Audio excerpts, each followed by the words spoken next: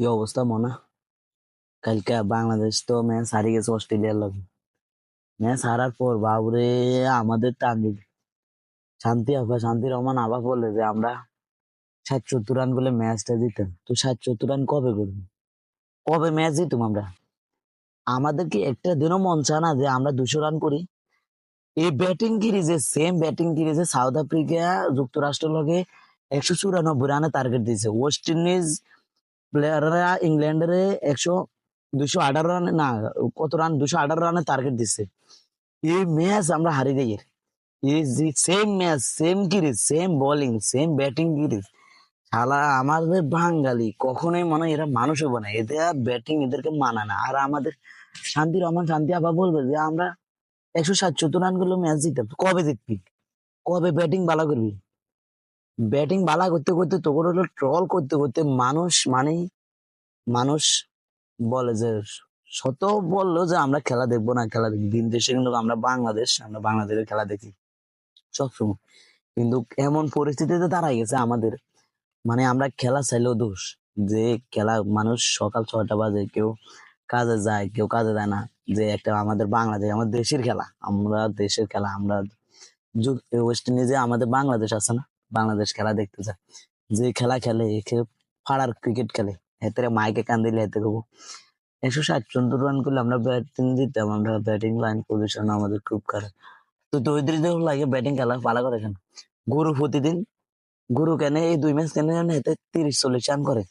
আর শীর্ষ হইতে দিন ডাক মারতে আছে, প্রতিদিন ডাক মারতে আছে, এতে 14 রান। এদের গড় হিসেবে খালি হিসেব করে দেয়, প্রতি গড়ে এদের সবসময় 14 রান করে। প্রতি ম্যাচে দীর্ঘ 7-8 ম্যাচ না 9 ম্যাচ খেলছি, হাতে প্রতি ম্যাচে হাতের 14 করে আছে। ওই দিনকে একটা মনে হয় 40 রান কত রান করছে। আর এই শান্তি আপা আমাদের একটা ম্যাচে করছে 38, আর একটা হচ্ছে 41। কালকে 38 বলে 41 রান করে।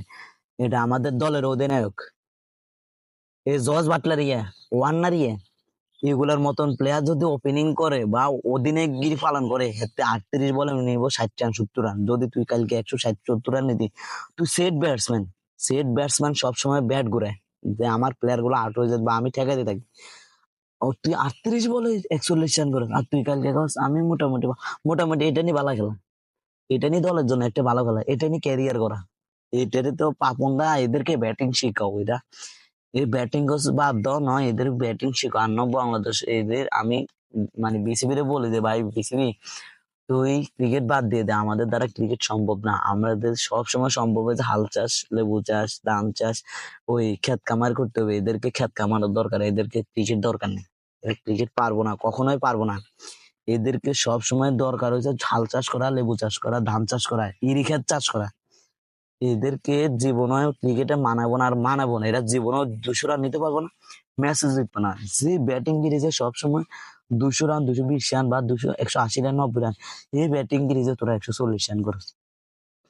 এই যুক্তরাষ্ট্রের লগে সাউথ আফ্রিকা 194 রানে টার্গেট দিয়ে যুক্তরাষ্ট্র 76 রানের অভিষেক দলে গিয়ে 176 রান করে 18 রানে ম্যাচ হারিয়ে যায়। এদিনকে মনে হচ্ছে যে 120 রানে প্যাকেট হয়ে যাবে যুক্তরাষ্ট্র। এই যুক্তরাষ্ট্র ব্যাটিং কি কিরকম করছে!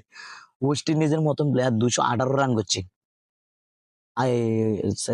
আফগানিস্তানের লগে, আর তোরা অস্ট্রেলিয়ার লগে 170 রান করতে পারছে। এ বোলিং এর যে অবস্থা কালকে বোঝা যাচ্ছে যে আমাদের বোলিং পজিশন কিরকম। যুক্তরাষ্ট্রের লগে আফগানিস্তানের লগে এরকম যাহারে, কিন্তু বড় বড় দলের লগে বাবুরে সেরাই বেড়ায় এককারে মনে করে দেন ডাইল খেত করি এলা তারা। ইরি খেত নো ডাইল খেত করে যে সেরাই বেড়ায়, মানে মনে করলে দেন সেরা বেড়ায় তারা। এটা ব্যাটিং পজিশন আমাদের। পাপন দা, তুমি আমাদের ব্যাটিং পজিশন ভালো করো, আর না হলে তুমি বিসিবি থেকে তুমি অবসর ঘোষণা করো যে আমি, আমার দ্বারা হইতেছে না, আমি বিসিবি পারবো না। এই শেখ মাহাদিরি, তানজিদ তামিম, আমাদের দ্বিতীয় তামিম, এতে 2 ম্যাচ ডাক নিচ্ছে। 2টা ম্যাচ এতে কুফা ধরেছে, 2টা ম্যাচ। প্রথম ম্যাচে নেপালের লোক হাতে শিখে ক্যাশ শিখে হাত এমনি করে এমনি ক্যাশ, এটা ক্যাশ। আবার দ্বিতীয় ম্যাচ হাতে ওই 3 বলে আউট হয়ে যায়। মিচেল স্টার্সের বল তো চোখেই দেয় না, এই ফ্যাট ক্যামিচ্ছে করে হ্যাট্রিক করে বাংলাদেশের লোকে। বাংলাদেশের ব্যাটিং পজিশন আসিয়াই আসিয়াই ব্যাটিং পজিশন। আল্লাহ হাফেজ।